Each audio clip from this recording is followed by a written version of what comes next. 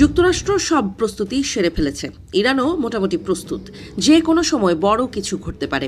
ইরানে হামলা চালাতে হয়তো মনস্থির করেই ফেলেছে যুক্তরাষ্ট্র, আর সে কারণেই হয়তো মহা সমারোহে মধ্যপ্রাচ্যে সেনা সমাবেশ ঘটাচ্ছে পেন্টাগন। ইরান যুক্তরাষ্ট্রের মধ্যে ক্রমবর্ধমান এই উত্তেজনার প্রেক্ষাপটে অঞ্চলটিতে সামরিক উপস্থিতি উল্লেখযোগ্যভাবে বাড়াচ্ছে ওয়াশিংটন। অন্যদিকে সম্ভাব্য যে কোনো হামলার জবাবে বৃহৎ প্রতিক্রিয়া দেওয়ার জন্য প্রস্তুত থাকার ঘোষণা দিয়েছে তেহরান।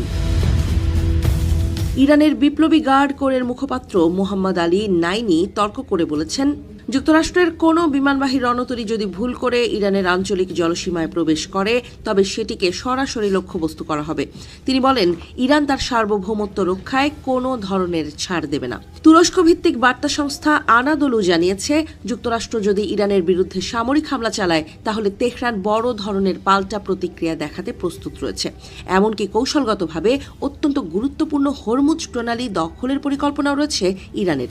বিশ্বের মোট জ্বালানি সরবরাহের একটি বড় অংশ এই প্রণালী দিয়েই পরিবাহিত হয়। ফলে এই পথ বন্ধ হলে বৈশ্বিক অর্থনীতিতে গুরুতর প্রভাব পড়তে পারে।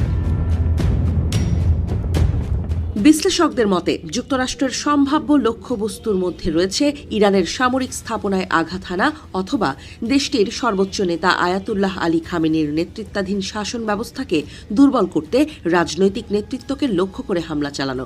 তবে এমন পদক্ষেপ পুরো অঞ্চলে যুদ্ধ ছড়িয়ে পড়ার ঝুঁকি তৈরি করতে পারে বলেও সতর্ক করছেন তারা। এই উত্তেজনার মধ্যেই যুক্তরাষ্ট্র মধ্যপ্রাচ্যে তার সামরিক শক্তি দ্রুত বাড়াচ্ছে।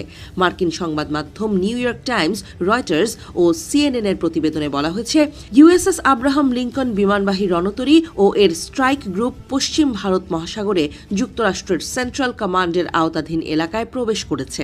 এই অবস্থান থেকে রণতরীটি খুব দ্রুত ইরানে আঘাত হানতে সক্ষম। মার্কিন কর্মকর্তাদের বরাতে জানা গেছে, এই স্ট্রাইক গ্রুপে রয়েছে টমাহক ক্রুজ মিসাইল সজ্জিত একাধিক গাইডেড মিসাইল ডেস্ট্রয়ার।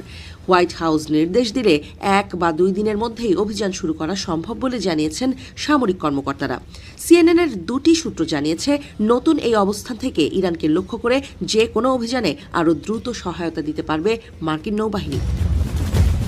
এদিকে পেন্টাগন ইতোমধ্যে হামলা সক্ষমতা বাড়াতে প্রায় 1 ডজন অতিরিক্ত F-15E যুদ্ধ বিমান মধ্যপ্রাচ্যে পাঠিয়েছে। একই সঙ্গে ইরানের স্বল্প ও মাঝারি পাল্লার ক্ষেপণাস্ত্র হামলার সম্ভাব্য প্রতিশোধ মোকাবেলায় অতিরিক্ত প্যাট্রিয়ট ও থার্ড ক্ষেপণাস্ত্র প্রতিরক্ষা ব্যবস্থা মোতায়েন করা হয়েছে। যুক্তরাষ্ট্রে অবস্থানরত দীর্ঘ পাল্লার বোমারু বিমানগুলোও উচ্চ সতর্কতায় রাখা হয়েছে। এই সামরিক প্রস্তুতি জোর